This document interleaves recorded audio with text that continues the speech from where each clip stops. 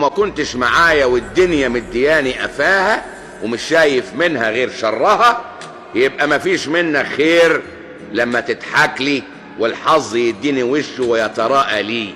كلمة العيش والملح، إذ إن المعروف يا حضرات المحترمين إن الواحد لما تضيق بيه الأحوال ويبقى والعياذ بالله على الحديدة ويمكن بيفكر يبيعها كمان، بيبقى مفيش قدامه حاجة ياكلها غير العيش اللي يغمسه بحبة الملح.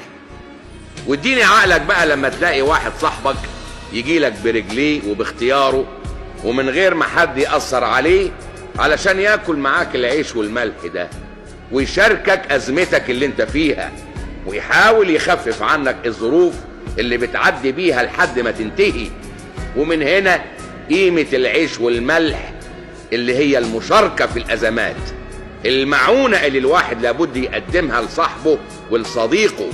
وده اللي لازم يكون، وده اللي لازم يحصل، إننا نقدر النعمة اللي بناكلها مع أصحابنا وحبايبنا وقرايبنا، مش بالكلام بس، لا، وبالعمل، بالمحاولة على إنهاء الأزمة.